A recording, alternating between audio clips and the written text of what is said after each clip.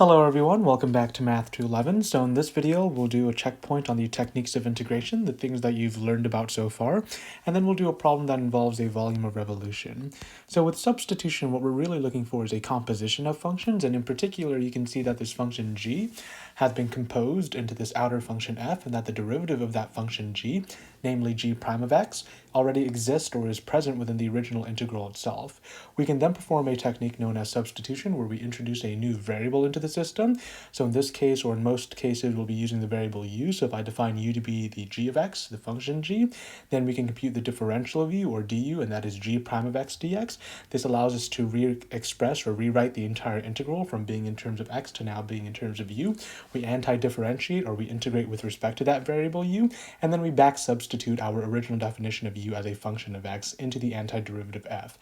And the reason that we're doing this is because when we evaluate an indefinite integral that is in terms of x, then the antiderivative should also be expressed as a function of x. Now, suppose that this technique or this method of substitution happens to fail, but we do notice that the integrand of the integral that we're dealing with happens to be composed of a product between two functions. In more cases, or more often than not, we want to proceed with performing integration by parts, where we define a u and dv. We then differentiate u and anti-differentiate dv respectively. We take those components and construct this difference, so we'll have uv minus the integral of v times du. And of course, this naturally extends into the definite case where we integrate across some interval. Now, just like with the previous two methods that we just discussed, with trigonometric substitution, we are looking at the integrand of our integral, and we're searching for some kind of structure, and in particular, we're looking for these tidbits of trigonometry. So if we're assuming that a is some constant inside this table that I constructed, we're looking for these three structures, namely a squared minus x squared minus a squared, and a squared plus x squared. So I want you to notice also that in all three cases, be it a sum or a difference, we're always raising the expressions to some n over 2 power. So in other words, we are always square rooting these sums or differences. And more specifically, for the first two cases, we're restricting n to being some kind of odd integer. So something like -1, 3, 5, and so forth. For the last case where we have a sum of squares, n is not restricted to being a specific type of integer, so it also includes even numbers. Now, the way that you want to use this table is as follows. So when you're tasked with evaluating an integral, suppose that you see a particular structure that has been embedded within the integral itself, something like perhaps this one right here, where we have a variable squared minus some constant squared, and it's being raised to some n over 2 power, where n is some odd integer. If you want to apply trigonometric substitution, we proceed with defining this transformation, namely x is equal to a times the secant of theta. It's really important to note that you cannot mix and match these definitions of x, or these transformations, with different structures. So what do I mean by that? I mean that when you see a structure such as this variable squared minus this constant squared raised to some n over 2 power, you must apply this transformation, namely x is equal to a times the secant of theta. You are not to use the other two being x is equal to a times the sine of theta, or x being a times the tangent of theta. We'll have more detail on this in the next video, but an aside on partial fraction decomposition, you were given an introductory worksheet, and you will be submitting that along with PSET 5. You can think of partial fraction decomposition as really just another layer of complexity. We are decomposing rational functions, and as of now, the integrals that result from that decomposition are quite easy to deal with. Later on, you'll learn some more interesting techniques when you have a little bit more headwind with these rational functions. So let's get on with rotating areas to generate volumes. So I have this region that's enclosed by the circle x squared plus y minus c quantity squared, and that's equal to r squared, and we're revolving that about the x-axis. Assuming that r is less than c, we're tasked with computing the volume of the object that's been generated, this solid. And I've taken the liberty of actually drawing out this picture for you, and so I'll go over why it makes sense. So notice that this circle has been shifted up by c units, so the center of this circle should be at 0, c. And moreover, since we are assuming, or the problem statement stated, that our radius is strictly less than c, that means that the distance from the origin of our coordinate system to the center of this circle should be larger in length than the distance from the center of the circle to one of the ends of the circle, so the radius. So here you can see that C is clearly larger than R, and of course we're rotating this about the x-axis. This picture is indeed to scale. One of the things that I always encourage students to do is having the ability to visualize what happens, or to see what the solid generated looks like when we rotate the region enclosed by this object or enclosed by this circle about the axis of revolution, which in this case will be the x-axis. So you can take a moment to ponder what it looks like. However, I did build a wireframe or a three-dimensional model of what it looks like. So again, try to imagine this area enclosed by this circle and see it being rotated about the x-axis, so it's coming out of the display and then going back around. And we can take a look at a three-dimensional model now. So here we are. And as of now, we're actually sitting inside the object, but as I zoom out, you'll be able to see. And then I can go ahead and tilt the object, and here it is. So it kind of looks like a donut or a tire, and we actually call this a torus. And more specifically, we actually refer to this as a ring torus. So again, what we're doing is taking that area enclosed by the circle, and as we rotate it about the x-axis, we generate an object that looks like this. So this wireframe that I generated is a model for the region enclosed by that circle and what it looks like when we revolve that region about the x-axis. So definitely keep this in mind as we go ahead and proceed with constructing integrals or expressions that'll describe the volume of this object, the volume of this ring torus, right? Okay, let's jump back and let's go ahead and proceed. So let's go ahead and start off with constructing an expression for the cylindrical shell method. And really for this particular method, we're looking for three things, namely the cylindrical shell's height, the cylindrical shell's radius, and then the bounds of integration, the interval of integration, where are we integrating across? And the biggest question that I always get from students here is what you really want to do, or how can you actually get started on this, is what you want to do is construct some kind of partition or a rectangle along this or contained within this circle. And when I rotate this rectangle about the x-axis, I need to clearly generate some kind of cylindrical shell. So as of now, you should have noticed that when I generate rectangles, so something like this, or a partition that is parallel to the axis of revolution, in this case it's the x-axis, if I were to rotate this rectangle about the x-axis, I clearly generate a cylindrical shell. So again, my partition is parallel to the axis of revolution, and the reason for that is when I do so, the cylindrical shell clearly exploits itself.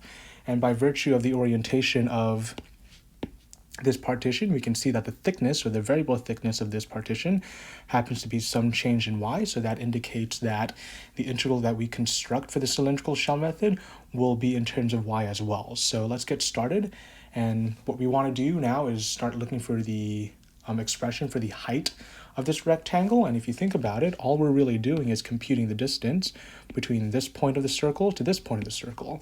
So it's a good way to strategize in that what we want to do is go ahead and take on the difference between a point on this half of our circle, and then we want to subtract off a point on this half of the circle. So what we're doing is that we want to split this equation into two halves, so namely one equation that'll represent this teal color half of the circle, so on the right side, and then another one that'll represent the left side of the circle, so the lavender side. So let's do that. Let's go ahead and express our equation as a function of y. And doing some mental math, I think you can see that x will be defined as plus or minus the square root of our radius squared minus this quantity, y minus c quantity squared. And so what I'm saying here is that the right side of this circle can be characterized by this equation, x is equal to the square root of r squared minus the quantity y minus c squared. And then the left side of this circle, so this side that I highlighted in lavender, can be characterized by the negative square root of this difference, r squared minus y minus c quantity squared. So now all we have to do is express the height of each rectangle as a function of y, and we can do that using these expressions. So let's go ahead and construct it. So we know that our cylindrical shell's height as a function of y. At any particular point of y, we'll output some x. It'll be defined by the difference between these two expressions. So namely, we'll take the right side, and then we will subtract a point on the left side. So we'll have the square root of r squared minus y minus c quantity squared, and then we'll subtract the negative of that same thing. So in other words, what I'm saying is that the height itself will be expressed as 2 times the square root of r squared minus the quantity of y minus c squared. So again, we have a height, or an expression for the height, as a function of y. So any particular value of y will give us the height of that rectangle. So in other words, what I'm saying is that if I select a point on the y-axis, such as this one, well then this expression as a function of y will give us the length of this rectangle. All right, so now we have that checked off. So the cylindrical shell's height has been found. Now, the next thing that we need to look for is the cylindrical shell's radius. And so the radius of a cylindrical shell will always emanate, or it will stem from, the axis of revolution, and it'll touch one of the rectangles or one of the partitions. So what I'm saying here is that, again, the cylindrical shell's radius will again be a function of y, so it'll emanate from the axis of revolution, and it'll go to any one of these rectangles within the region. So I can denote it like so. So this is my cylindrical shell's height, and we can define that as some arbitrary y. So in other words, now I have my radius of this cylindrical shell as a function of y, and that'll be clearly defined as some arbitrary y. All right, so now that we have the radius checked off, let's go ahead and find the bounds of integration. So again, since the partitions are oriented in such a manner where the variable thickness of each partition of each rectangle is some change in y, we know that the bounds need to be bounds of y, so it needs to be on the y-axis. So let's take a look at this. We know that we're filling in the area from this point all the way to this point, and so we're really just tasked with finding these 2 points in space, or 2 points on this coordinate plane. And it's kind of easy to look at the top point first, because we know that the distance from the center of our, or the origin of our coordinate system, to the center of the circle is c, and then the distance between c to this point here is r, so it makes perfect sense that this coordinate point should be 0, c plus r, right? And using similar logic, we can see that the bottom of this circle, its coordinate point will be 0, c minus r. So I know that the bounds of integration for this method of computing the volume, the cylindrical shell method, will be defined like the following. So we'll have y exists between c minus r all the way to c plus r. Okay, so now we have the 3 components that we were looking for. We have the cylindrical shell's height as a function of y, the cylindrical shell's radius as a function of y, and the bounds of integration across where we're integrating from. So we're integrating from c minus r all the way to c plus r. So now that we have all the components, all the ingredients that we need for the cylindrical shell method, we can actually compose our expression that'll describe the volume of this object as we rotate the enclosed area inside this circle about the x-axis. So let's do that. So we know that volume will be defined as 2 times pi, and then we're integrating from a lower bound of c minus r to an upper bound of c plus r, and then we're going to take the product between the shell's radius, which in this case is y, and the shell's height. So the shell's height is a function of y, so we'll have 2 times the square root of, again, it's going to be this difference, r squared minus y minus c quantity squared, all square rooted. And then of course we multiply this by a dy. Again, this is an expression using the cylindrical shell method that describes the volume of the torus as we rotate, or that is generated as we rotate this area enclosed by this circle around the x-axis. Now that we got the cylindrical shell method down, let's go ahead and move forward with the washer method. So again, we're looking for 3 components, namely the outer radius, the inner radius, and the bounds of integration.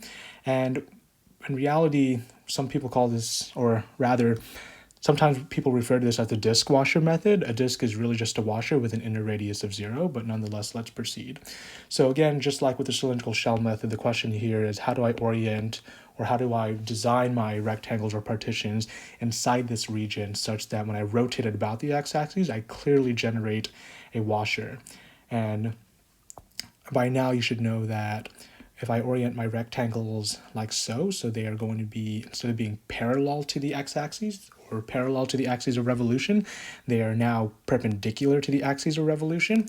If I were to rotate this object or rotate this partition about the x-axis, I clearly generate a washer, okay?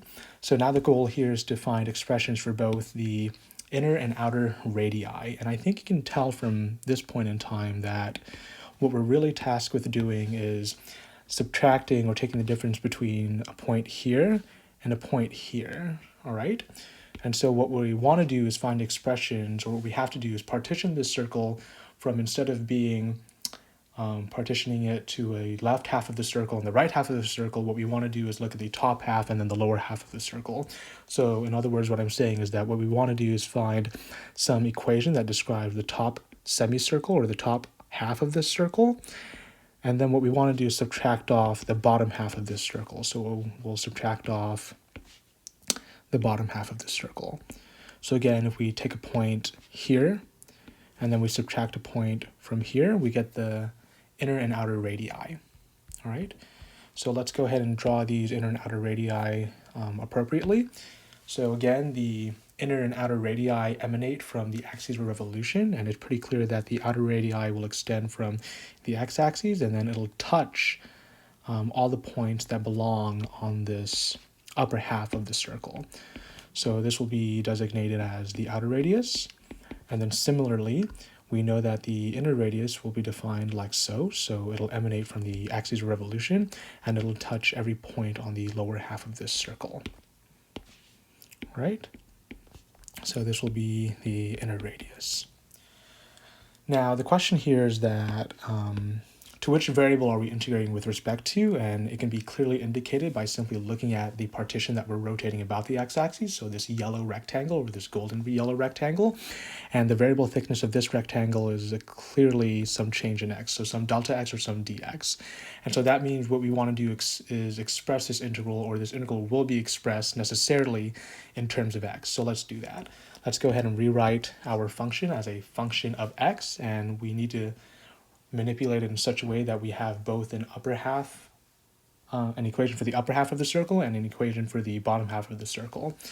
So let's do a little bit of math. So we know that this is the same thing as y minus c quantity squared is equal to this difference of r squared minus x squared. And this implies that y will be equal to plus or minus, it'll be equal to c plus or minus the square root of r squared minus x squared. Okay, so in other words, what I'm saying is that the upper half of this circle can be characterized by this equation, y is equal to the positive, or c plus the square root of r squared minus x squared. And then the bottom half of this circle can be characterized by this expression or this equation, namely y is equal to c minus the square root of r squared minus x squared. So again, these are all functions of x, and the reason why we're selecting the c plus the square root of r squared minus x squared for the top half of this circle is because in order to get to a point above c, well, we need to add some constant to that. And a similar argument can be made for the bottom half of this circle.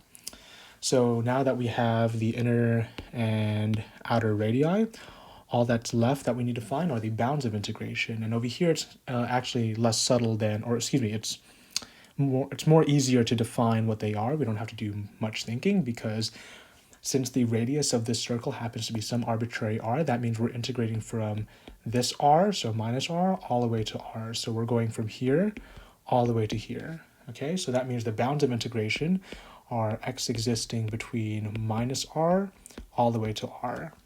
We now have all the ingredients that we need to actually construct the expression for the volume of this enclosed region when we rotate it about the x-axis via the washer method.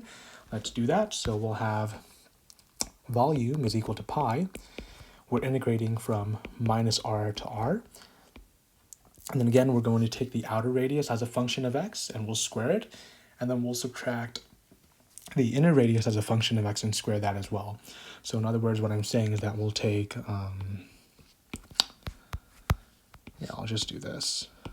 We'll take the outer radius as a function of x, we'll square it, and then we'll subtract the inner radius as a function of x, and then square that. Close, and then of course we are integrating with respect to x, so we'll have that dx. So again, this is the expression for the volume of this object, the volume of the torus, as we rotate this enclosed region inside this circle about the x-axis. So what am I saying? I'm saying that this expression via the washer method and this expression via the cylindrical shell method, when we evaluate it, we'll get the same answer in the end. So actually, let's do some practice, shall we? So why don't we evaluate the volume, or why don't we find the volume of this torus using the washer method? So here we are. We have this integral that was constructed using the washer method, where we take the outer radius and the inner radius, take the difference after squaring them. So let's go ahead and take a look at this. So we'll have pi times the integral, integrating from minus r to r. And then let's go ahead and expand all of these squares, shall we? So looking at this, when I expand the first square, so when I expand the radius, the outer radius as a function of x, we'll have c squared plus 2 times c square root of r squared minus x squared. And then I'll have plus the square root times the square root. Well, that gets rid of the square root, so we'll just be left with the difference of r squared minus x squared. And then I need to subtract off the inner radius squared. So we'll have c squared, but here we'll have minus 2c times the square root of r squared minus x squared. And then similarly, we'll be left with the difference of r squared minus x squared. All right, so some nice things actually happen here, and we can go ahead and highlight them. So notice that the c squareds cancel out with one another, along with this difference, the r squared minus x squareds also cancel out with one another. So I can go ahead and simplify this expression as the following. So we'll have equals pi times the integral from a lower bound of minus r to an upper bound of r. And then all we'll be left with is, well, 2c square roots of r squared minus x squared minus 2c square roots of r squared minus x squared. Well, that'll just be 4c square roots of r squared minus x squared. So in other words, since 4 and c happen to be constant, I can just pull those out. So we'll have 4 pi c times the square root of r squared minus x squared dx. And just by looking at this integral, we can take a look at the structure and notice that a substitution won't work because no matter what we select u to be, nothing plays out pretty well. We can't use integration by parts because no matter what we select our u and dv to be, it won't play out very well as well. However, we do notice that we have a structure of a constant being this r squared minus a variable squared. So going back to the table that we constructed above, we notice that we can actually perform something known as trigonometric substitution. So again, we have this constant squared minus this variable squared, and it's being raised to some n over 2 power. In this case, what we have is a square root, so n happens to be 1, which satisfies the necessity that this particular n needs to be an odd integer. So since we have this structure, we can go ahead and apply this transformation, or this definition, x is equal to a times the sine of theta. So let's do that. So now we're proceeding with trigonometric substitution. So let's define this transformation x to be a times the sine of theta. In this case, a happens to be r. So we'll have r times the sine of theta. The next knee-jerk reaction that you need to have is to compute the differential of x. So when I compute dx with respect to theta, we'll have r, the derivative of sine is cosine, so we'll have cosine of theta d theta.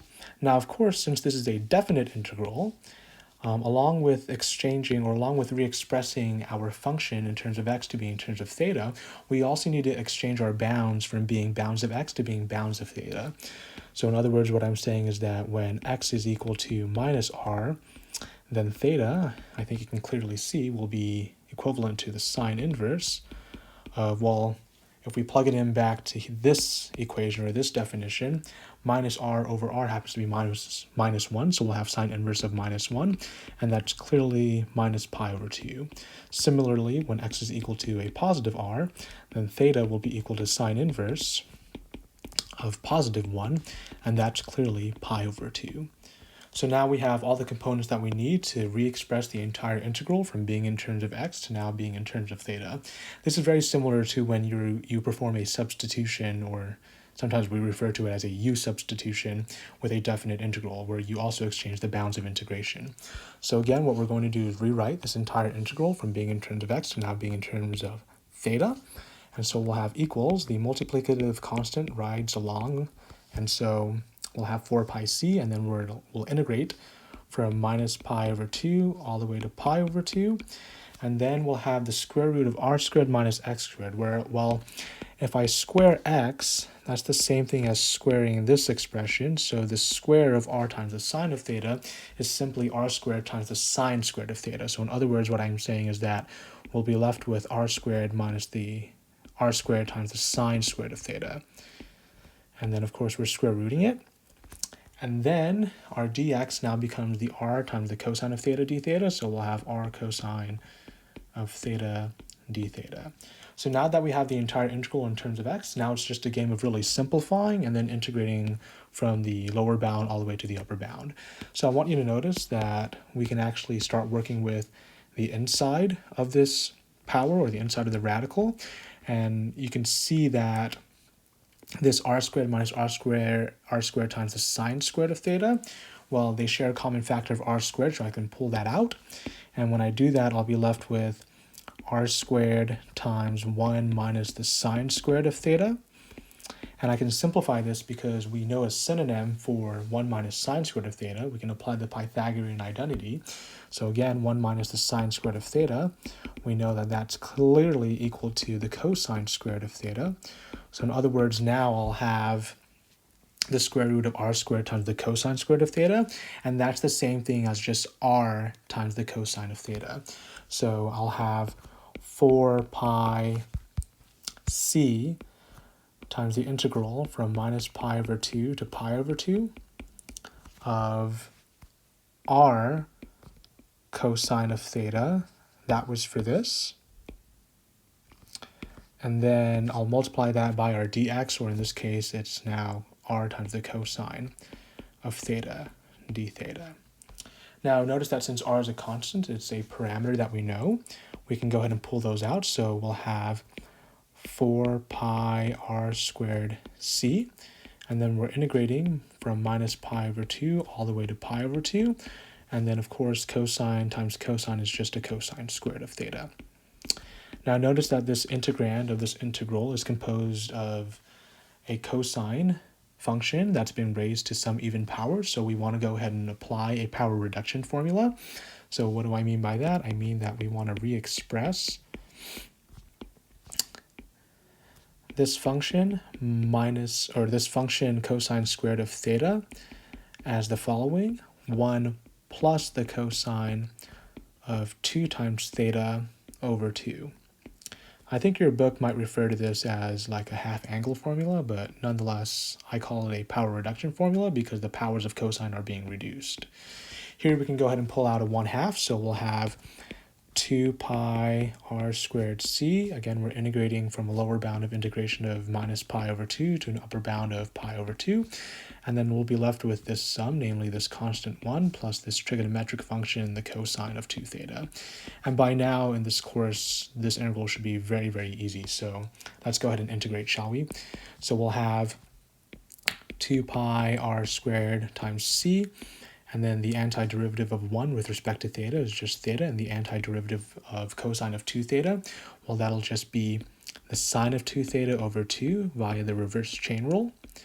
And then, of course, we're integrating this from minus pi over 2 all the way up to pi over 2. All right, so I want to go ahead and give myself just a little bit more space. So I'll go ahead and start moving some of these expressions or some of these equalities up the page. So now we can apply the fundamental theorem of calculus. So we'll take the antiderivative, which is in terms of theta, and we will evaluate it from the upper bound of integration, namely pi over 2, and we will subtract off the antiderivative with the lower bound of integration plugged in. So we'll have pi over 2 plus, well, this is 1/2 times the sine, 2 times pi over 2, well, that's the same thing as pi. And then we subtract off the lower bound of integration. So we'll have minus pi over 2 plus 1/2. Similarly, we'll have sine of minus pi, close and close. I want you to notice that from our knowledge in trigonometry, the sine of pi and the sine of minus pi happens to be 0, so that's pretty nice. So all we'll be left with is this multiplicative constant, 2 pi r squared c times pi over 2 minus a negative pi over 2, while pi over 2 minus a negative pi over 2, that's the same thing as pi. So that means our final answer will be 2 times pi squared r squared times c. And this might look a little bit funny because it's very, I don't want to say, actually it's not that abstract, but this expression is dependent on two parameters, namely the radius and then the distance from the center of the coordinate system to being the origin all the way to the center of the circle. So in other words, what I'm saying is that as long as you know r and c, then we can go ahead and plug it into this expression and then we can compute the volume of the torus. Now, this method was, or this technique of integration for computing the volume was done using something called trigonometric substitution. However, I claim that there's actually a faster way of computing this integral. And what we're going to do here, what we are strategizing on, is being able to look at the geometry of a definite integral. And namely what I want to do here is start off from this step. So right before we actually performed trigonometric substitution. So let's take a look. So here we are, and again, this is the moment before we actually began trigonometric substitution, and I want you to really think about the integral that's right here. So looking at this term, this factor, the integral from minus r to r of the square root of r squared minus x squared dx, does it actually represent anything geometrically? And in fact, it does. And so what this really is it's describing the area of a semicircle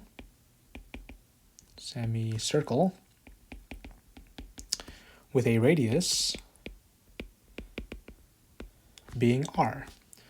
So if I were to actually draw this out, this is what I would have. So if I have some coordinate system, looks like such.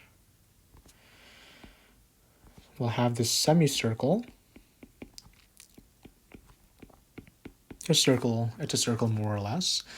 And what we're saying is that this function is y equals the square root, or this curve is y equals the square root of r squared minus x squared, right? And we're integrating from minus r to r. We know that the geometric interpretation for a definite integral is the net area under some curve. So the net area under this curve will just be the area that is contained within this semicircle of radius r. And now the natural question is, do I know how to actually compute the area of a semicircle? And absolutely I do. So that means that when I evaluate this integral, again, we'll have the multiplicative constant 4 pi c, and the area of this semicircle, well, that'll just be half the area of the circle. So we'll have half the area of the circle, and the area of this circle, well, it has a radius of r, so it'll just be pi r squared. And lo and behold, when I simplify, I have 2 pi squared r squared times c. And notice that this is exactly the same answer as we got when we performed trigonometric substitution. It's still dependent on the parameters of r and c, but we actually were able to get to this answer much more quickly by exploiting the geometry of the definite integral. So this is actually a nice little trick that we use a lot in multivariate calculus. You can't use this trick all the time, because what you need to be sure of is that when you're looking at the function and you're looking at a definite integral, if you can exploit the geometry, meaning that you know how to compute what it actually is, so if it follows some kind of geometry that we're familiar with, such as this semicircle, then you can do so. Otherwise, you have to be very careful by doing it. So again, there are two methods for computing the area, or excuse me, by computing the volume of this torus. By rotating the area enclosed by this circle, we can apply trigonometric substitution, or we can exploit the geometry of the integral itself. And just for fun, we'll go ahead and pull up the torus one more time. And so the big theme of this video is really being able to look at what happens when we rotate the area enclosed by this circle. And as we rotate it about the x-axis, we generate the volume, which is this torus. And of course, we were able to compute the volume via two methods, namely trigonometric substitution and then exploring the geometry of the integral itself. All right, so that is all that I have for you in this video, and I will see you next time.